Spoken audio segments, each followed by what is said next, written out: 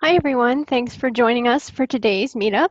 On today's agenda, the local government team will be giving you a sneak peek of what we've been working on this summer, as well as highlighting our plans for late 2007 and early 2018.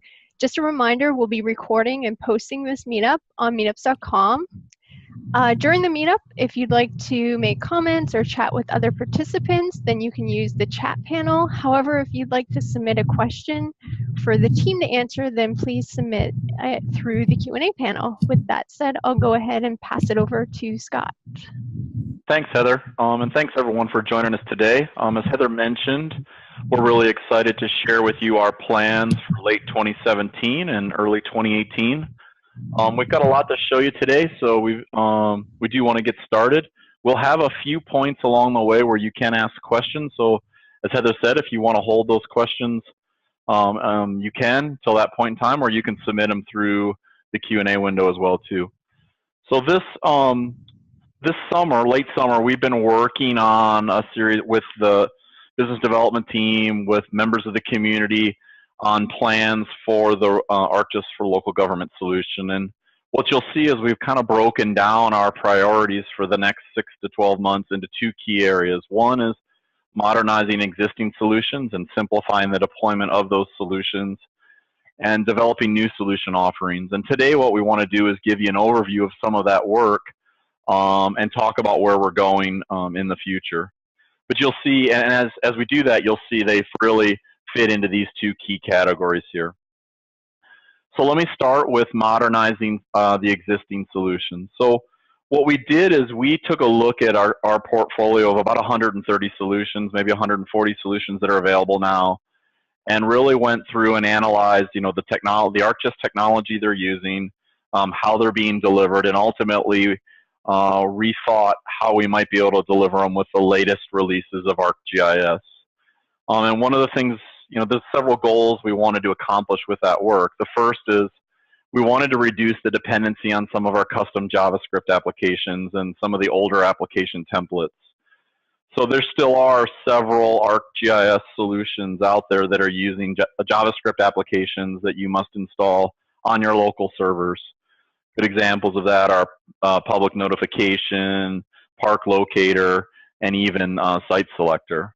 And what we'd like to do is really enhance some of the hosted technology we have in Web App Builder and the Web App templates to provide a more flexible way for you to deploy them within your ArcGIS organization. So that was one of the first things we wanted to look at and we wanted to promote. The second area we wanted to look at is we wanted to take a look at all of our ArcMap data analytical solutions and map production solutions, and provide you a solution offering with ArcGIS Pro to really help you with your migration from ArcMap to ArcGIS Pro. And so you'll see some activities and work that we're doing in that area. And so as we were reducing these dependencies on on-premise JavaScript applications and starting to move to ArcGIS Pro, what that allows us to do with some of our existing solutions is really add support for ArcGIS Enterprise and ArcGIS organizational accounts, and really drive the ArcGIS organization as the center of your content management and application delivery strategy. As we're enhancing these solutions and modernizing them, we're also going to be updating the layers and associated cartography. Heather's going to show you today how we've actually been able to move some of the symbols and styles that we've developed into the core products, so you guys can take advantage of them not only in the solutions we provide, but outside of that in the maps you may author on your own. And then ultimately, as we're modernizing these solutions, we also wanted to simplify the deployment. So as we've talked about in the past, most of our solutions are readily available and easy to deploy within the ArcGIS Solutions deployment tool, but there still are many that we need to move to that environment so it is easy for you to deploy them within your ArcGIS organization. So as we modernize them, we'll be making them available in that deployment tool, and really through that process simplifying the deployment. I don't expect everyone to we're not going to go through every one of these solutions, but just to characterize the work we're doing. As I mentioned, some of our efforts are really enhancing Web App Builder widgets to provide functionality we might need in applications like Park Locator. You're going to see today some work we've been doing to move public notification from an on-premise JavaScript app to a future to-be-released web app builder widget. We're also migrating many of the ArcMap data analytical and map production workflows to ArcGIS Pro. And finally, even taking advantage now of Survey 123, public Survey 123 forms, and migrating some of our geoform configurations to that environment. So there's a whole host of different offerings we'll be updating and enhancing, and we've prioritized those based on some of those key goals that we outlined a few minutes ago. And you'll see that these enhanced solutions or modernized solutions will be coming in a whole series of subsequent releases later this year and early next. So with that, let me take a break and just let Heather show you some of the work she's been doing to modernize some of our map production solutions. So the first map that I'm going to show you is the station wall map. And currently it's an ArcMap solution, and we converted it over to Pro. So basically it allows you to produce large format hard copy maps that are of each response area. And these maps are basically beneficial to any new fire service personnel or others who might not be familiar with the fire response service area. And the map also provides a form of navigation for information when responding to calls for service. And these maps are typically hung or mounted on the fire station wall, so they're visible for fire service personnel as they're leaving the station. So as you can see, we've set up a set of tasks essentially to create the fire station wall map. So I'll quickly just go through those. So the first task is basically using data-driven pages to create a map essentially of your fire station area. And then from there, you would go ahead and just export your fire station area as a PDF so it can be plotted and hung. So besides the tasks that we provide, we also updated the symbology as well. So as you can see, we modernized the symbology. And we also removed the public safety base map from the solution itself. And we're just gonna use the base maps that are available through online. So some of the vector base maps or cache base maps, you can use those in Pro as well. So that's a pretty nice feature. Oops. So the next one is the Fire Run book. And this allows you to author run books for an individual station or for an entire fire districts as a backup for your MDT. And it contains a cover page, an index map page, your map book pages, as well as a street index. And we also provided options to create your fire run book in landscape or portrait orientations. So again, we just provided tasks, so it allows you to create a cover page. So if I click on this task, from here you can choose there's two different cover page options. So there's landscape or portrait. So I'm gonna just choose landscape. And from here, there's other tasks that help you to edit the title. So if I click on here and click run, you can go ahead and edit the title of your cover page. Oops. There we go. And once you have your cover page completed, you can go ahead and export your cover page. And then we also included steps to create a index map. And again, it's the same kind of workflow. You would just go ahead and choose the orientation of your station map index. And from there, using data-driven pages, you can create your map index. And then export your index map. And then then you can go ahead and create your fire run book pages itself. And again, there's the two options for your orientation. And from here, again, you'll be using data-driven pages to create your fire runbook pages. And then we also have the next step to select all of the grids that fall within your response area. So it will go ahead, this tool is basically the select by location. It will select all of the grids that fall within your district, and then you can go ahead and export those pages. And then we also provide 2 Python scripts, and one you can create a street index, and then the other script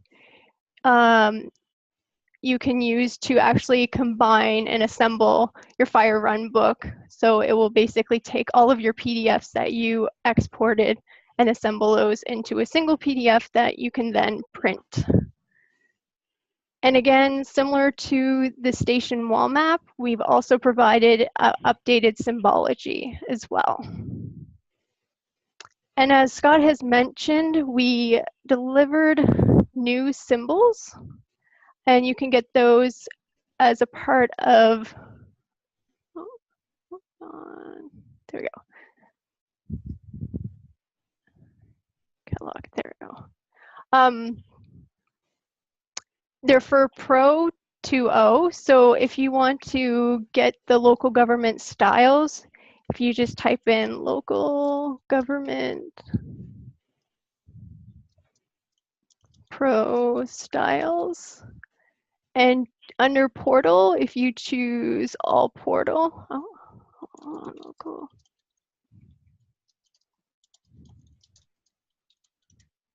It will be the first result. So you can go ahead and just right click and add the style to your Pro project. And then if you go to styles,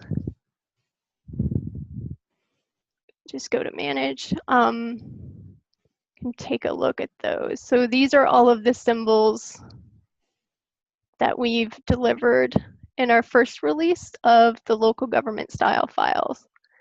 And you can also search for state government and emergency management. Those are 2 other style files that we've also delivered as well. And with the ArcGIS Online release from last night, we also delivered the same set of symbols within online. So if you just go to change styles option, and in the drop down here, you'll see there's emergency management, local government, and state government symbols. So if you choose local government, you'll see the same set of symbols in online as well. And that's it. So I'll go ahead and turn it back over to Scott. Okay, thanks, Heather. So that's just a simple example of what we're doing to improve some of those map production workflows and move them from ArcMap to ArcGIS Pro. And what you'll see, Heather showed you 2 of the fire service examples. What you'll see is we'll use that same pattern for the tax parcel map book and others. So that wraps up some of the work we've been doing, and will be doing to modernize the solutions. And we'll talk a little bit more about that as we get into the individual detailed discussions as well, too. The other area I mentioned this briefly a few minutes ago, is kind of simplifying the deployment. We've talked about earlier this year the ArcGIS Solutions Deployment Tool, and that's an ArcGIS Pro add-in that allows you to quickly deploy a whole series of solutions to your ArcGIS organization. And what we've been working on this fall, or this summer, I should say, late summer, is actually another option for that, where that same kind of navigation and exploration experience is available in an ArcGIS organization.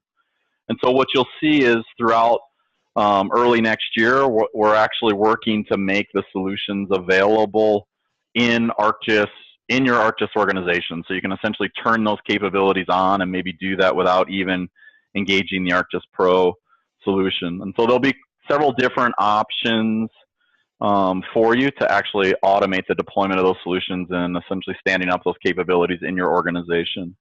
And so this is kind of part of a larger strategy we have to just continue to drive the capabilities of our solution offerings into the core product so it's easier for you to take advantage of them in your organization. So what we wanted to do then with the time we have remaining is just talk about the work we're doing to add new capabilities to our solution offerings. And what you'll see is through the next series of kind of talks and demonstrations, right, we're working on some new offerings that really enhance our solutions in a series of key vertical areas, like assessment and taxation, public works, and even police and fire. And at the same time, we're working on a set of solution offerings that really cut horizontally across many departments, like performance management and crowdsourcing. So what I'd like to do now is just dive into each of these areas individually and just give you a sense for what we're thinking about in these respective domains, and then have some folks on the team show you some of the early work we've been doing. And the intent today is really to show you work that we haven't finished yet, right? These are all prototypes, or some of them may nearly be dev complete, but the goal here, right, is to really get you guys thinking about how you might be able to leverage the solutions in your organization and work with us throughout the fall and early 2018 to refine these solutions as we're packaging them up and shipping them, or even starting development work in some cases. So I really want you guys to be thinking about how you might be able to, you might be interested in working with us to enhance these offerings and make sure they work for your organization as well too. So I'll start in the area of assessment and taxation. And we've been working to identify a set of solutions that enhance the offerings we have here. One of the patterns you'll see is that we'll actually be working to complement our solution offerings with a set of open data sites that really complement and enhance the public engagement offerings we provide. And one area in particular is assessment and taxation. Chris on our team has been working on something called equitable property value, which is a way for you guys to communicate property tax and assessment information to constituents in your community. And that'll really complement the public access applications like My Tax Distribution, Tax Parcel Viewer, and even maybe assessment appeals solutions that we provide. We've been enhancing Parcel Drafter, been thinking about a new, more enhanced Tax Parcel Viewer that maybe is targeted at the real estate community, and then a new value analysis dashboard, which really takes into account kind of the current property trends and property conditions we see and provides a window into that for the assessor in the community. Moving on to neighborhood revitalization, this is an area that we've been working actively on over the last 12 to 18 months. Historically, we may have called it blight remediation. They're really kind of synonymous in many communities. Much like the assessment and taxation work, we're also working on a neighborhood revitalization open data site that will complement and really help you guys tell a story about the work you're doing to revitalize neighborhoods in your community. And this is really an interesting trend. We're seeing lots of cities use neighborhoods as that way to engage more deeply with constituents in the community. And so being able to stand up a site that actually allows you to tell a story at the neighborhood and at your entire community level is something we're thinking a lot about. We've also been working on this concept of a set of early warning indicators, or early warning tools that help you analyze property information and determine whether neighborhoods are tipping in a positive or negative direction. Some enhancements you'll see today to photo survey, updating the blight status dashboard to provide some more enhanced capabilities, and also some really interesting research and development work we've been doing on the use of artificial intelligence to help automate a property condition assessment as well too.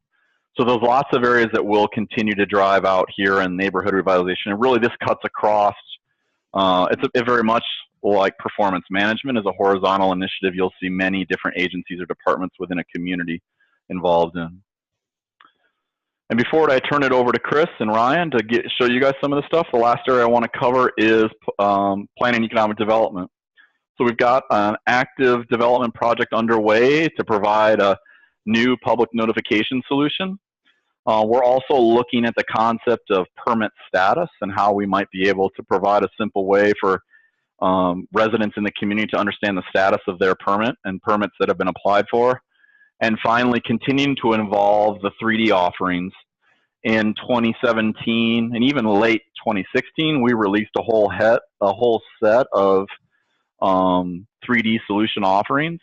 And those 3D solution offerings really help you guys take your 2D data, create a 3D representation in your community, and then ultimately, be able to visualize proposed developments and even engage the public in the review of those proposed developments. So we're going to continue to enhance those 3D offerings and provide more and more capabilities for you as a community. So let me stop now, and Chris and Ryan, let me turn it over to you guys, and you can take it from here and show them some stuff.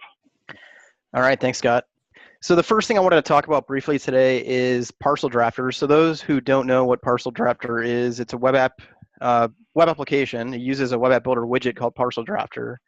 And it's really designed for mapping technicians or parcel technicians and deed examiners to enter meets and bounds descriptions and then check the closure and then pass that on to integrate into their desktop workflow for parcel management. And before today, actually this morning, you actually had to download the tools to help you load the data into desktop and then configure a web app builder widget to configure the application. And now we've made it really, really easy. So I'm inside of ArcGIS Pro. And what I'm going to do is actually just simply search for Parcel Drafter. And this is using the new deployment tools inside of Pro, as Scott mentioned. Ooh, parcel, that'll work.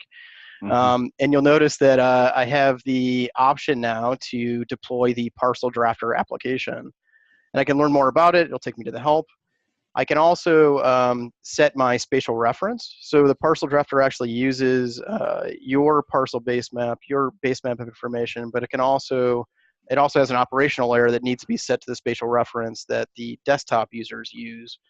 So they might be in state plane, another plane or coordinate system. So what you can do with the deployment tool is actually set that by going to the coordinate system area, and you can navigate to the coordinate system you want. And this is kind of an important step. So make sure that you do take note of that, so you can update the coordinate system and then deploy the application. So if I were to hit deploy and wait for a little bit, what I'd see in my organization under my content is the Parcel Drafter app itself, the web map that powers that application, then all of the feature layers that you need as at least to start to get the application running. So what we've supplied are the site addresses, the tax parcel feature layer, and the Parcel Drafter layer itself, which stores the new parcels that you've entered using the application. So I'll go ahead and take a look at the app. So the next tab over here is the application already ready to go. And so what I've done is I've started a new parcel here, and everything's already set for me. The Parcel Drafter layer's already configured. I have my tax parcels data in the backdrop. I have my site addresses, which I haven't loaded data into yet, but you'd see actually site address numbers here because we've set up the labels on that layer. So it's already ready to go. You really don't have to do much. So what I can do is set my line types, go in and just start entering bearings and distances, just like a parcel technician would. So I'm gonna go ahead and 90-1 for 150 feet.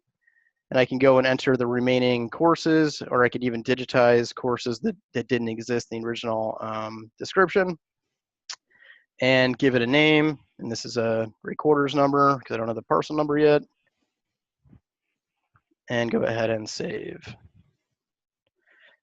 We've also set up the labels like I mentioned. So if I zoom in on this parcel, you'll actually see the dimensions for those lines already set up, ready to go. I don't really have to do much to start using it.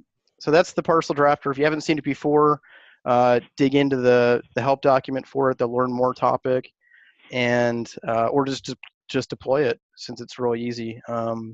And so that's the update we made actually this morning, late last night this morning, and so it's available now with the deployment tools. All right, switching gears a little bit, Scott mentioned that we're making some updates to Photo Survey, and we're also doing some really interesting work with the photos that are used in this application.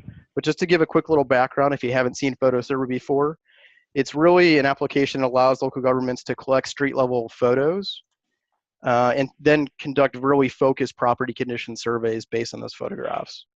And that can help you identify blight, it can help you identify damaged structures, construction activity, things like that. So this is the actual end product of the Photo Survey solution, which is the Photo Survey app. And what I can do is log in. And this is set up for actually a crowdsourced survey. So if you wanted to crowdsource this survey out to citizens, you can actually do that.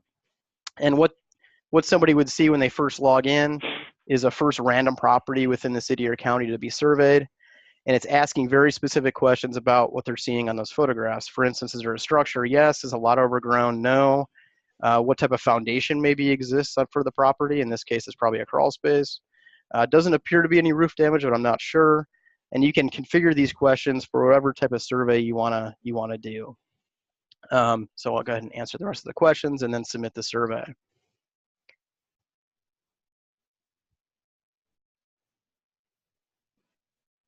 So as soon as I submit the survey, I'm presented with the next random property within the city or county to be surveyed.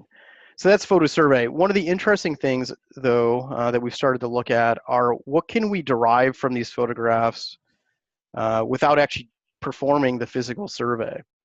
So what I want to do is I want to shift it over to Ryan, who's going to talk about what we're working on and how it complements this solution. And we're also looking for active participants. So if it's something that you're interested in helping us with, just let us know. So I'll go ahead and switch it over to Ryan. All right, thanks, Chris. So we've been spending a little bit of time looking at different artificial intelligence and image recognition APIs.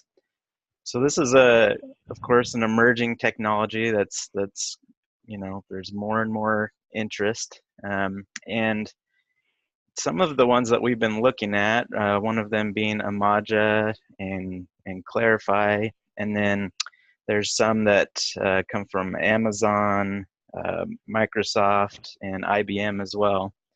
And the basic concept with these APIs is to send in an image, and then it will return back a list of identified concepts with the confidence value that the analysis was able to find that concept within that image.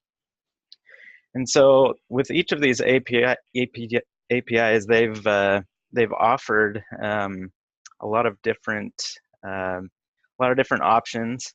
The one we've kind of been working with a little bit more, Clarify, allows you to set up custom models.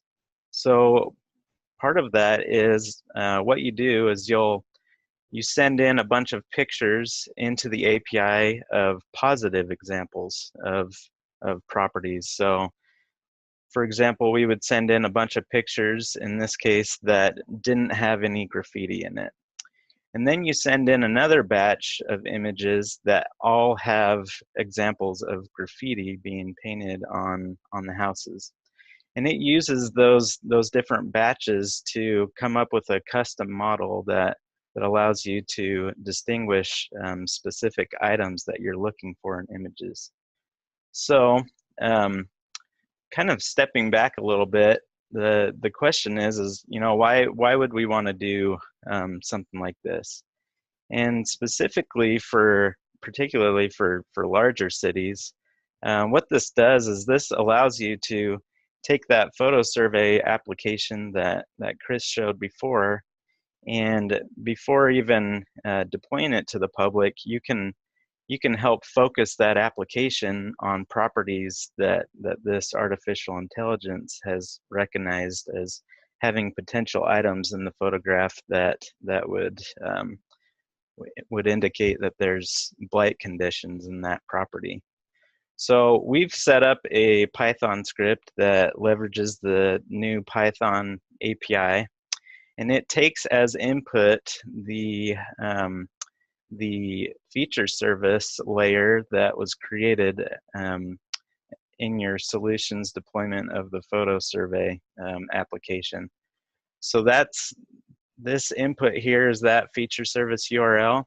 And then we've set up this drop down where you can select certain tags that you might want to look for in those photos.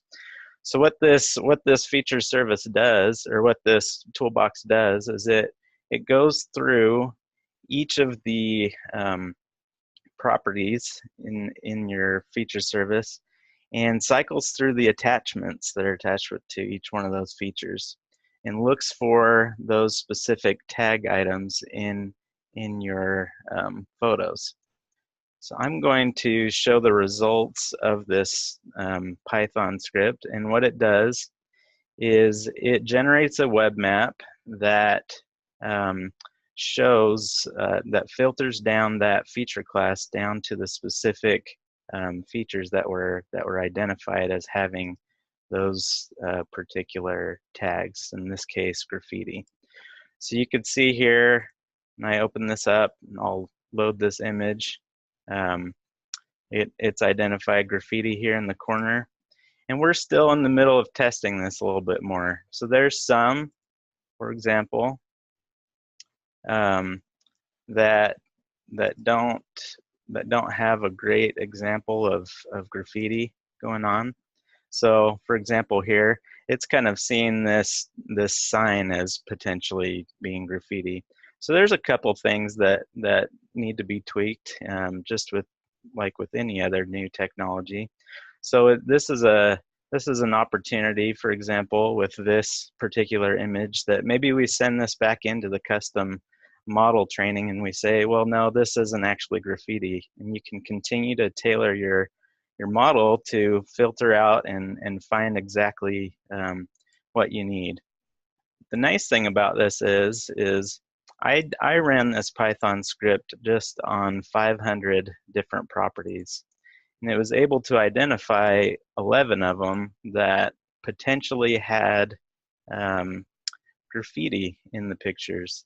So that immediately, takes the amount of properties that need to be surveyed in that survey application from 500 down to 11. So we can start focusing on more of the properties that actually need to be focused on. So what's the next steps after this? As I've mentioned before, you can take this new map that I've created, and with an upcoming enhancement that we're working on for photo survey, you'll be able to load in just the filtered layer into that application. So that application that Chris was showing before, where it was pulling from all of the properties randomly, in this case it would just pull from the 11 properties that we identified in the survey. And then, like I also mentioned, we can feed back any photos that don't seem to really match up with what you were hoping for. You can retrain your model and fit it back in. So just to reiterate, we're looking for additional help and feedback on this, and any other input that you as users have.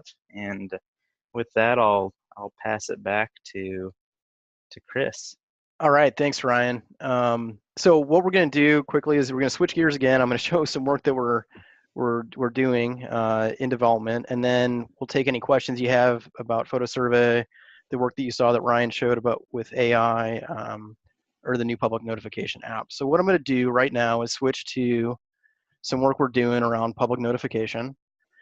And some of you may already be familiar with the application that we have for public notification, and really that's an on-premises application that requires a GP service, and it allows you to do mailing labels essentially. So this is our newer version of that app, and it's built using Web App Builder. So the public notification is actually a widget within Web App Builder, and it allows you to search for a address or a parcel number just like the existing application. So I can go in here and type in some key items, and then it presents a list for me that I can choose from.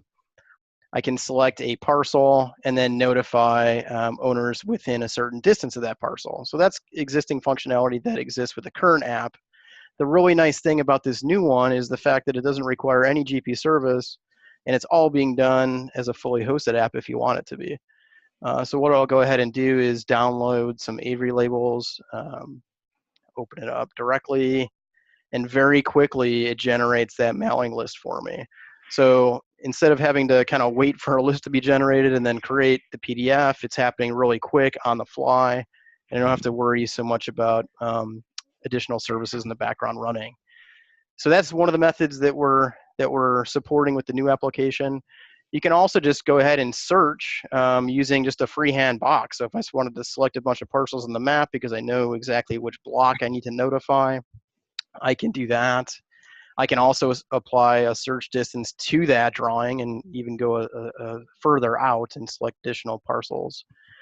One of the new enhancements that we're including as well is the ability to add address points. So you'll notice in my web map here, I actually have address points, and we're going to be able to use those for the notification too. So if you have multiple points per parcel, it'll actually select those as part of the notification and include those in the mailing list.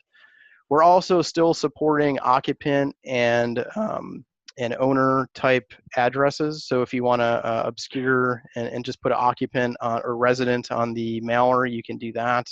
So that's existing functionality that exists with the current app. We'll still be supporting that. But we're really excited about it, and I think that having it as a fully hosted application is going to make the configuration really easy. And it's really about configuring the feature layers in the map, the web map, and then the application, and you're done. So that's public notification. We're still doing some work here. If you have any suggestions for us, it'd be great to hear about them now, because like I said, it's ongoing development work, and it's good to get those things now than later on. So if you have any comments about this or things that maybe didn't exist with the previous application that you want to see with the new one, feel free to send us the feedback on this app. So with that, I think I'll probably just stop and take any questions if you have any. Yeah, let's do it. So anyone have any questions on kind of the first set of content that either Heather or Chris or Ryan showed, or maybe even some of the slides we presented? It's a good time now to just take a break and see what we had come in, Heather. Do we have anything come in? Yeah, we have a couple of questions. Greg asked two. His first one, will you be providing an ArcGIS Pro project template for managing address information as well? So that's a really good question. We are working actively with the core dev team to get attribute assistant capabilities into the core product. And you'll see some of that starting to come to life later this year in the next release of ArcGIS Pro. Currently, though, there isn't enough functionality in that first release of attribute rules to support the address data management solution. So for the time being, that's still going to be an ArcMap solution. And like I said, as soon as attribute rules and the capabilities that are provided there are available in the core product, then we'll look at a path to move that from ArcMap to ArcGIS Pro. But right now, and probably for the foreseeable future, it's going to be an ArcMap editing environment. Okay. His second question is regarding photo survey. Are we able to use images supplied through Google Street View, or does it require us to take all the images ourselves? Yeah, I can probably take that one, Scott. Yep, go ahead. You cannot currently connect to Google Street View, and one of the things we wanted to do is really make sure that the photos that were used in the application were current. And one of the things we found with a lot of the Google Street View images is that they're out of date by the time that the survey needs them. So the application currently does not connect directly to Google Street View. You have to process the imagery yourself. But we do have a really nice document about how to do that, and we can talk to you about really efficient ways of doing that. Like Scott, remember that trip we took recently to Indianapolis, right, where we drove 1,000 properties in about an hour, right? Yep. So there's some really easy ways to collect those images, and we were using some commercially available cameras that are really inexpensive to do that. So we can talk through that with you if you'd like to learn more about that.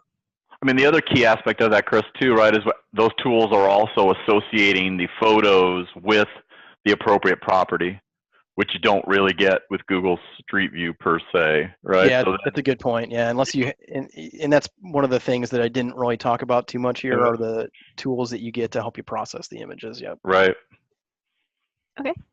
Don had a question. Public notification app, you need server, correct?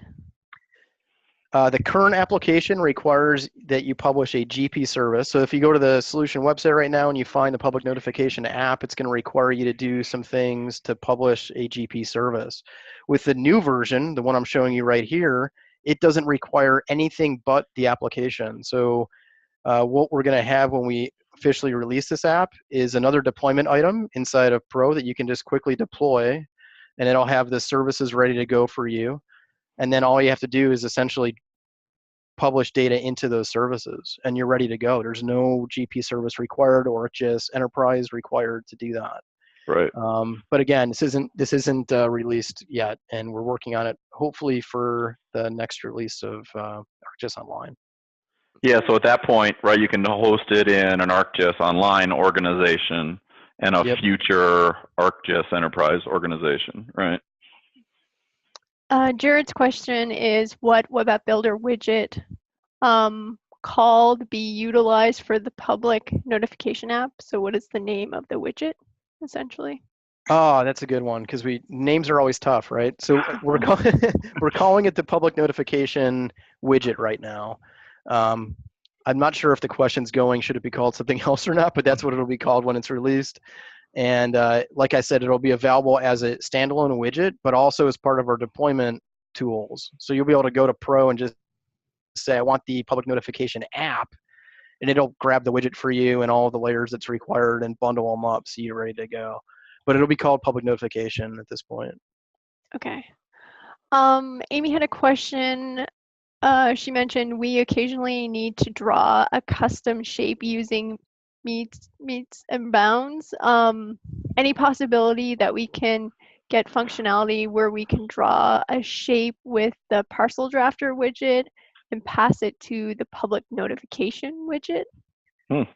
That's an awesome idea. I actually didn't think about that. You can draw a freehand shape right now with the tool on the far right of the toolbar, but I don't see why you wouldn't be able to add the Parcel Drafter widget in this application and then configure this dropdown to include the Parcel Drafter feature layer as the input search layer, and you would be able to use that in the application. So that would be something that you can definitely do.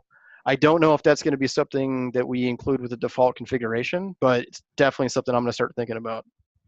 Okay. Yeah, that's a cool idea, Chris. Yep. Yeah, it is a cool idea. Yeah. Adam's question is, can non-contingent parcels be selected?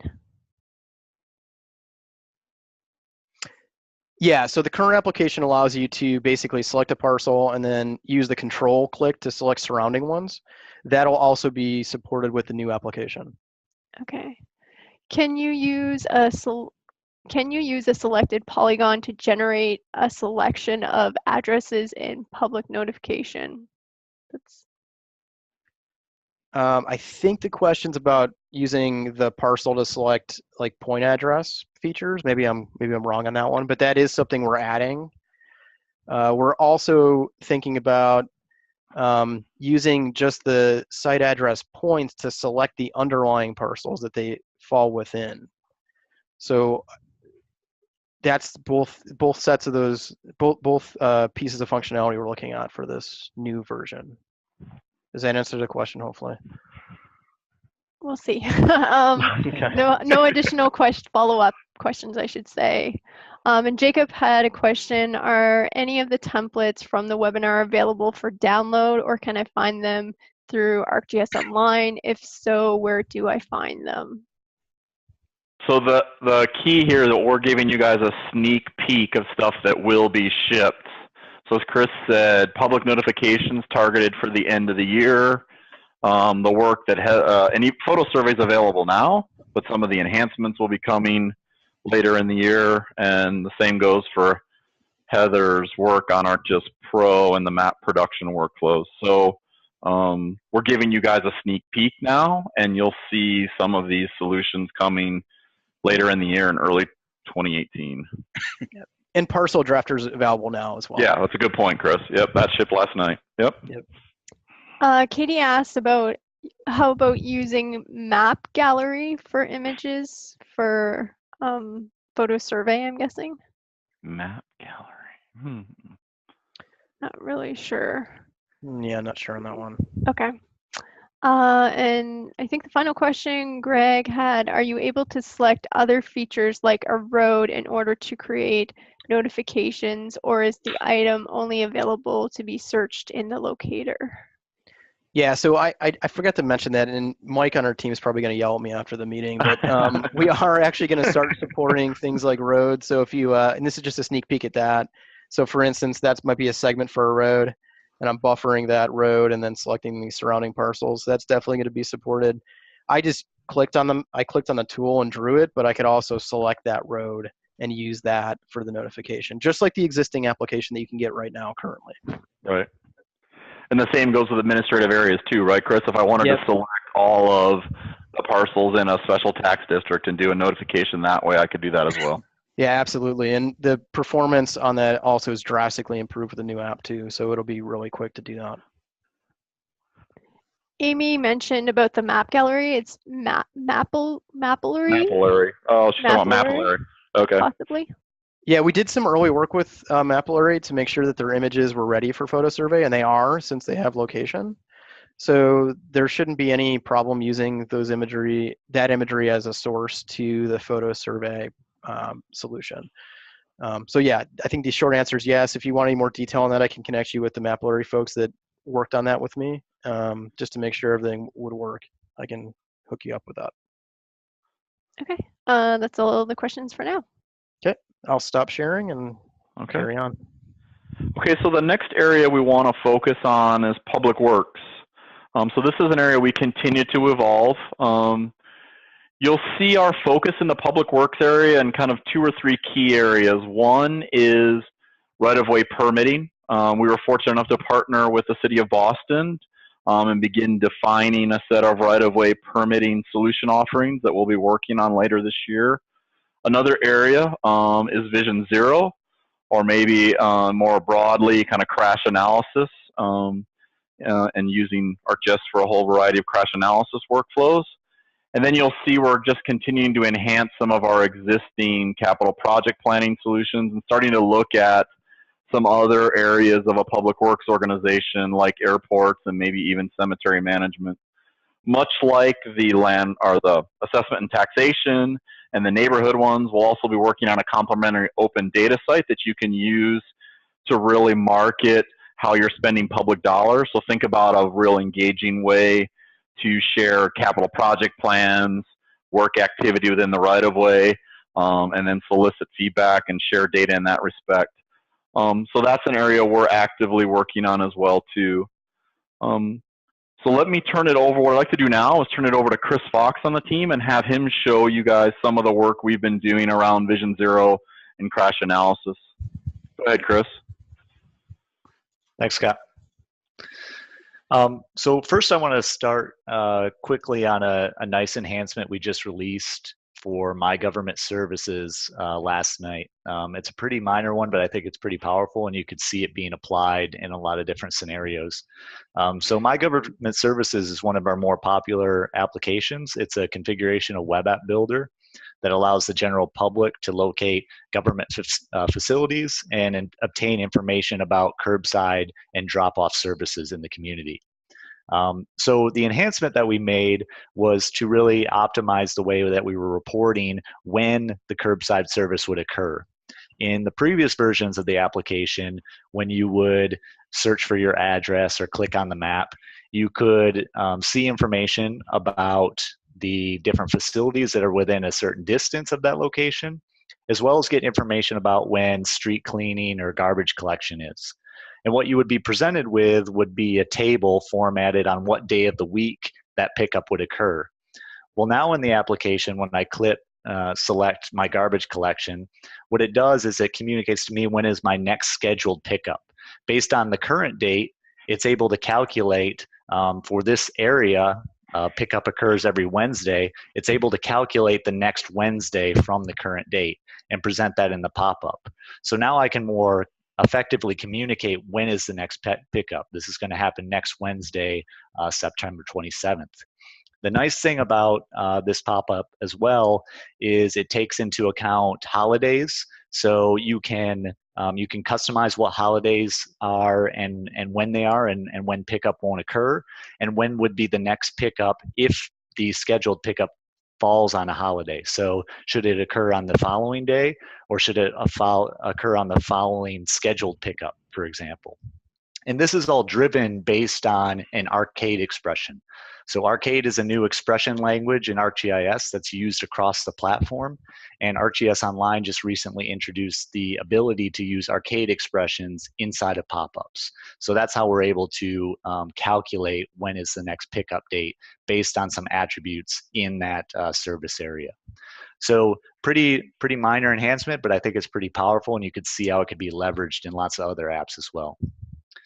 So the next thing I want to do is go into some of the enhancements we're working on in the next release for Vision Zero. Vision Zero is an initiative that many communities across the country have started to adopt as a way to reduce or eliminate serious traffic injuries and fatalities in the community. And so we have some existing applications out there that can be adopted as part of a Vision Zero initiative. We have a public-facing application that can be used by citizens to report dangerous traffic behaviors. So I was walking across a street and somebody ran a stop sign. Or I feel uncomfortable biking on this road because all the cars are driving really fast by me. So to get some of that sentiment and feedback in the community. We also have an existing application called Crash Analysis, which is a configuration of ArcGIS Pro that can be used to analyze crash data and find areas of high concentrations of crashes that result in fatalities or serious injury. One of the flaws with that application that we feel, based on our conversations with others in the community, is it doesn't really take into account intersections, which is critical for many local governments where a majority of crashes occur. They often occur at intersections. So we're starting to experiment with other models and methodologies for analyzing crash data and understanding where of the streets and the intersections that have these high concentrations of crash deaths and serious injuries. So currently, we've been working on this tool called Generate High Injury Network. And the high injury network is a reflection of the streets and intersections that have these high concentrations. So what I can do is I can select my crash data, so the locations of my crashes. I can add a filter here if I want to filter out by a particular crash type or a particular date range. I need to specify the time extent or the time range of the crashes. So this is over a 6-year period. I can optionally specify a weight field. So in my crash severity, I can give a higher weight to fatalities. So I want to count those more in my analysis. And for non-injury crashes, or possible or unknown, I'm going to exclude them from the analysis or give them a weight of 0. I can then pick my streets or intersections, a snap distance. So what is the maximum distance that I'm willing to move the crash to snap to the nearest street or intersection? And finally, I can use a field from my streets or intersections that represents an average annual daily traffic volume. So how many cars are passing through the intersection or driving along that street segment on average daily? And that's a way that we can kind of normalize the analysis. If we see a lot of crashes along a highway, it may not be as big of or as critical an issue if there's a lot of cars that are driving on the highway relative to a local road that has a higher relative number of crashes. So if I ran that tool, it takes about a couple minutes, but let me just go and show the results. So taking all that crash data, which is hard to potentially look at and understand what's going on, I can just see the outputted high-risk streets and intersections in my community based on that analysis. So we're still working through the methodology. We're taking inputs from other communities about the algorithms or the functions they're using to measure risk along a street or an intersection. And it may be a tool set with several different functions that can be used as part of this analysis. But if you're interested in participating or have some of your own analysis that you do that you'd love to be able to incorporate with some of these tools in ArcGIS, we're definitely interested in hearing about it. So the next thing I want to do is highlight some of the web applications that can complement that analysis. So the first one is the High Injury Network Locator application. So this is a configuration of Web App Builder that can be used to communicate the locations of those high-risk streets and intersections in the community. And it's a way you can use it as part of your Vision Zero initiative to educate the community on the locations where you're focusing your engineering and enforcement efforts. So these are the areas that we're really focusing on, because these are the areas that we can really make a dent in reducing those traffic fatalities. So this is a locator application. I can click on the map and get a pop-up, get some information about, on average, how many crashes, fatal or serious injury crashes are at that location or along a street, and the relative risk associated with that. I can also search for an address or click on the map, and it will buffer that location and show me all the streets and intersections that are around me. So around my house, or around my business, or around my school. It really gives you that sense of location and where are some of the high risk areas. And the final application that I want to highlight is the Fatal and Serious Crash Dashboard. So this is really an exploratory application that can be used by public works agencies and police departments to educate the community on the severity of traffic collisions in the community and the importance of demonstrating safe driving, biking, or walking behaviors, just really protecting yourself. So this dashboard application, what I can do is I have some informative graphs here on the left-hand, or on the bottom here, that I can filter by fatal collisions by day, by month, by hour of the day, and then a total count.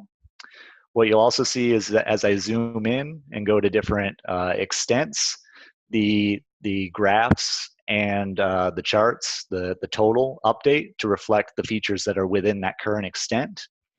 I can also hover over particular days and they highlight in the map.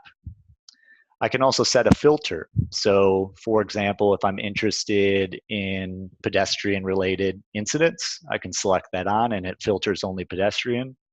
I can change the severity and say I'm only interested in fatalities. And I can also set a date range. So between a particular date, let's say 2013, apply that. So I can filter by date. And you can see again, the graphs respect that filter. I can zoom around the map and get different information. So it's really it's an exploratory application. It could be used by the general public. It could be used internally just to understand these traffic collisions and see some patterns. But it's a really nice way to explore your data.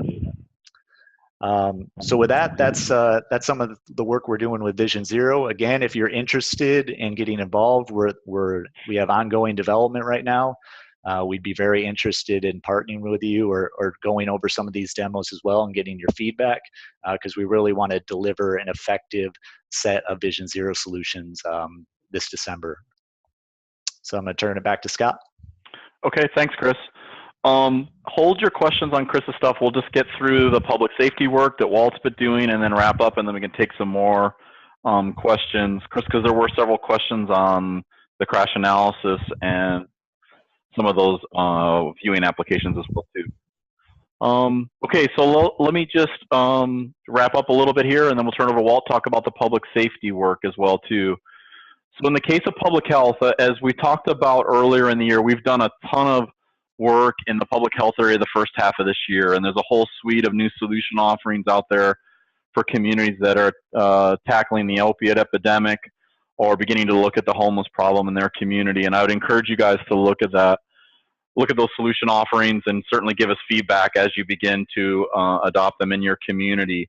One area that we are working on in public health that really kind of extends the work that Chris did earlier this year on homelessness is a set of reporting tools that help you take the information that you compile during the HUD homeless counts and transmit that to HUD to really simplify that process. So ultimately taking that local data that you capture through those surveys and transmitting it to the federal government for their inclusion.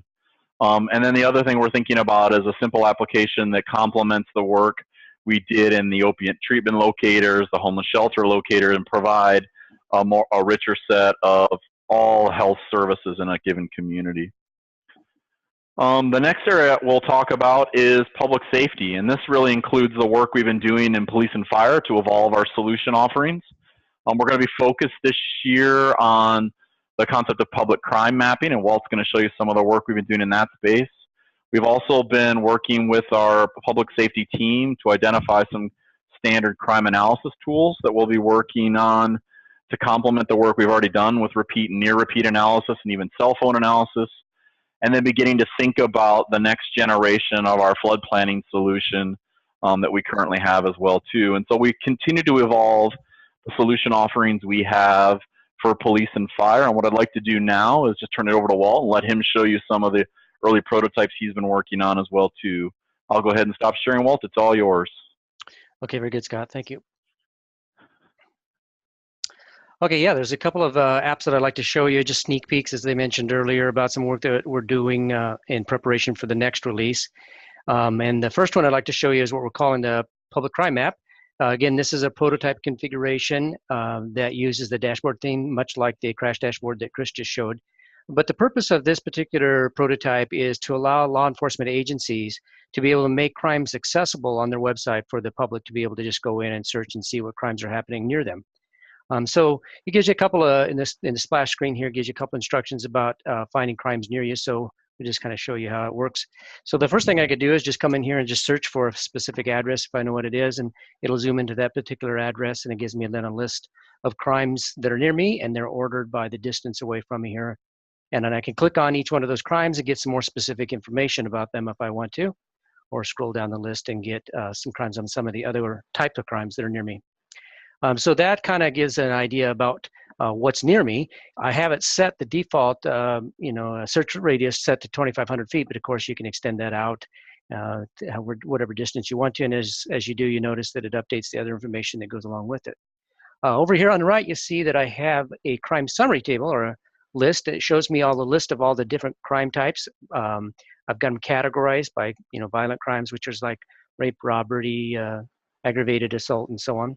Quality of life crimes like disorderly conduct, vandalism, and so on. And then things like property crimes, burglary, larceny, motor vehicle theft. So all this information is being fed from the offenses layer that has got a layer view set on it that has got just the attributes that you want the public to be able to see. So you can configure this however you want to. Couple things then, as I zoom in or zoom out, you can see that there's updates to both the crime summary, and then over here on the widget I have the crimes by the hour of the day that they were committed, and also by the day of the week, so you can kind of get an idea. I can search a little further if I want to do something a little bit more. Select on the crime filter, and then select the crime type off of a list. So if I want to find out a little bit more about, let's say, robberies in my area, I can apply that. If I want to search just in this current month, I can select on the month, and then the time of day as well, and it gives me a little bit more information. So I can zoom around in there and explore things and see when the crimes are happening, what types of crimes are happening. So it's a pretty simple little viewer. It allows people just to be able to visualize what's happening around them. Again, if you guys are interested, you're working with your law enforcement agencies, and you have some input on this one, I'd encourage you to send a comment to us so we could follow up after the meetup. The second one I want to show you real quick is what we call the neighborhood crime map. Again, this provides a little bit of information, but the intent of this particular application is for law enforcement agencies to be able to reduce the level of effort that's required to support the FOIA request, or Freedom of Information Act. And so if I just push away the splash screen there and select on a particular neighborhood that I want to do an investigation on, or just want to see what's going on in this particular area, zoom into this area, it gives me then a list of all the crimes in that particular neighborhood.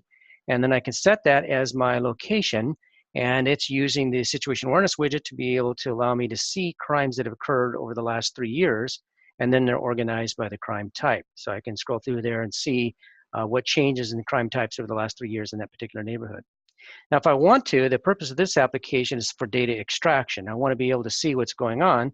So I can just click on the little report button here, and give it a name and say okay, and it's going to generate a hard copy report then that I can just scroll through and see what's going on in my neighborhood. So it gives me a crime count for each year, gives me a list of those type of crimes, a little map there at the top. If I scroll down, then I can get all the details of all the crimes in the last 3 years, or whatever I've selected. A couple other things you can do with this particular one is if you wanted to, you could just select crimes in a given location. So let's go on up here to where we were at before and select in a distance that I want to buffer around. In this case, I'll zoom into a much tighter area. And then I can see the crimes that are happening in that specific area that I just buffered there over the last 3 years. And I could do the same thing for lines. So if I wanted to check on the transportation route or maybe a trail, walking trail, I want to see what kind of crimes are happening on there, I could do that with the line or draw a polygon around it and specify the buffer distance. And so once I've done that, maybe I want to kick this out a little bit more here so I get some more crimes in there. Then I can hit the download button and it generates a download for each one of the years that I've specified. And it also includes a summary of all the crimes that have occurred in that particular location over that time. So I can look at it and see how many crimes occurred in 2017, 2016, 2015, and then the crime types. So then I can use that information to do further analysis off that spreadsheet if I wanted to. There's probably some other things on here that you could do with it, but that kind of gives you an overview of what we're looking at, what types of information we're doing. And again, if you have some law enforcement people that you're working with in your organization that would like to contribute on what you think this application should do, I again would encourage you to be able to provide a comment to us, and we can follow up with you after that, maybe set up a web meeting and get your input. I think that's all I had to show for today, Scott. Okay. So, Walt, you really showed two different apps, right, that have two distinct user personas. You had the public crime map, which is really designed for maybe the resident or the citizen, right, who's interested in what's happening near a given area. And then you had an app that really provide richer exploration and even more functionality. You could see this neighborhood crime map really complementing an open data site too, right, to provide a way to explore that content. And essentially, if I was maybe a neighborhood watch or a president of a neighborhood, I could go in and get more detailed information about my neighborhood. That's right. They are designed for two different audiences, really. Yep. Good. Okay. All right. Well, let me take control, or why don't you stop sharing, and I'll just wrap up, and we can take some questions then. Okay. All right. So the last area, thanks for staying with us. I know we're running a little over. We had a lot to show you today, but the last area we want to talk about are some of these more horizontal initiatives we're working on as well. The first area we want to talk about is performance management. So some of you may remember many years ago, we had the good fortune of working with Boston on a solution called the Executive Dashboard. And we've really been thinking this summer about how we can reinvent that solution offering and essentially begin to incorporate some of the best practices we're seeing cities and counties adopt around performance management. And what we're looking to do is really provide a sense of place to those performance management offerings and help organizations not only understand how they're performing at the entire community level, but ultimately how maybe neighborhoods or council districts or maybe even service districts that department heads are responsible for are performing as well too. And so what you'll see with this solution offering is a whole collection of maps and applications and even some data analytics tools that help you take transactional data that you're managing in a whole variety of systems, much like that crime that Walt just showed, organize that data, aggregate it, compute performance, and then ultimately make it available to a series of dashboards that department heads and maybe management and legislative groups within your community are tracking and using to monitor performance. The other key aspect of this performance management solution is we're really thinking about the public persona as well too. And so what's the kind of public view of performance in the community, and how do you move from kind of metrics that are organized at the department level to strategic outcomes that members of your community are responsible for? So this is a real emerging area and something that I said will really cut across all of those domains we support in our local government solution. The last area I want to cover is crowdsourcing and kind of public engagement. We continue to evolve the crowdsourcing solutions based on the feedback that you provide. And quite frankly, this is one of our more popular set of solution offerings when you look at the number of deployments we've seen. This fall, we're really focused on extending some of the reporting scripts that complement the crowdsourcing applications. If you remember, earlier this year, we released some complementary scripts that did things like email notification, generate report IDs as an example, and even moderating content that's submitted through the crowdsourcing applications. This fall, we're thinking about how do you start to integrate the crowdsourcing solutions into other aspects of your work order management systems. We had a beta version of a script that allowed you to integrate the Citizen Problem Reporter solution with your CityWorks implementation. We're thinking about workforce integration and also thinking about the concept of geographic assignments. So you can use geographic boundaries, like perhaps maintenance districts or even jurisdictional responsibilities, to triage the problems and assign them to the right individuals when that report's created. So we're going to continue to evolve, make incremental improvements to the actual applications that exist within ArcGIS Online and the scripts that we provide that help you guys deploy those solutions in your organizations. So just in closing, before we open up and take some more questions, right, our focus is really around modernizing the existing solutions we have and developing a whole host of new solution offerings. Today you saw some really, you got an early glimpse of some of the work we've been doing this summer and we'll continue to be working on this fall. And I would, if you are interested in working with us, I'd encourage you to reach out, and I know some of you already have on the meetup today. We had a release last night where you'll see some incremental improvements to existing solution offerings, and the Parcel Drafter solution is now available in the deployment tool that Chris alluded to earlier in the talk. And then, our next planned release is sometime late 2017, and we're not sure yet if that's going to be late November or sometime in early December, but we'll certainly keep you posted on that. And I know we'll have some releases first quarter of next year. We just don't know exactly when that is yet. So what we'll be doing is taking the content that we showed you and talked about today and organizing it into one of those release mechanisms going forward. So just to reiterate one more time, if you are interested in anything we're working on and feel it would add value to your organization and simplify the work you guys are doing, we do encourage you to get involved and drive the requirements of those solution offerings. Now is a great time to do that. Because your feedback will ultimately result in what you see when we ship the solution later this year or early next. So with that, I'll stop. And Heather, I know we've got some more questions. Maybe we can just take a few minutes if people want to hang on to hear the final Q&A, we can do that and then break till next month. Sounds good. Jacob had a question. Could the timing aspect of the local government services be applied to sanitary structure cleanouts and jetting that happens on a routine basis? Could it also potentially be able to send notifications when cleaning for a specific section is getting close? Yeah, Chris, so what he's alluding to, I think, is how you did the arcade expression for the pop-up in MyGov services. Yeah, so for the first part of the question, it definitely could be configured for that.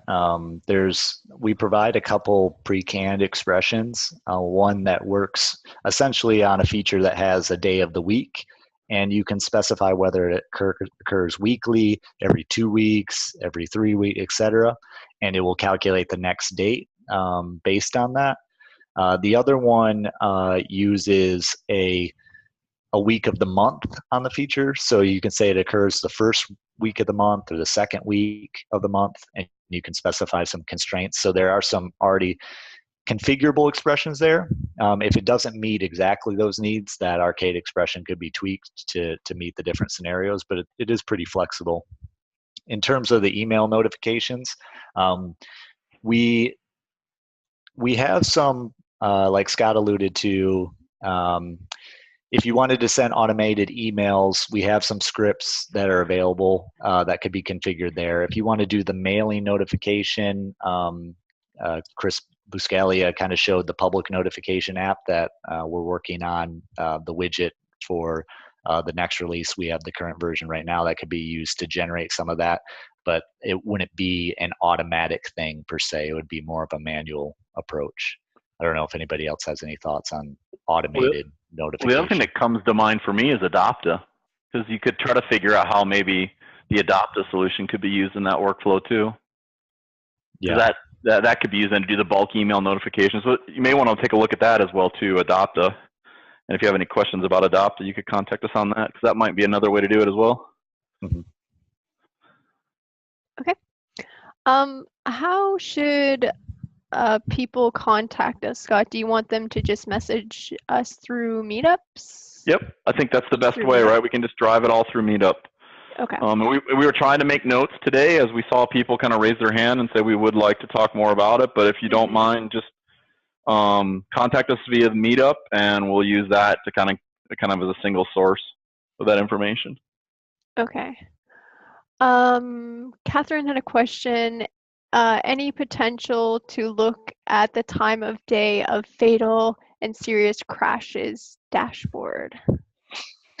Yeah, so that was one of the widgets that I had configured. You could look by day of the week, by month, and also time of the day. Right now it's configured by the hour of the day.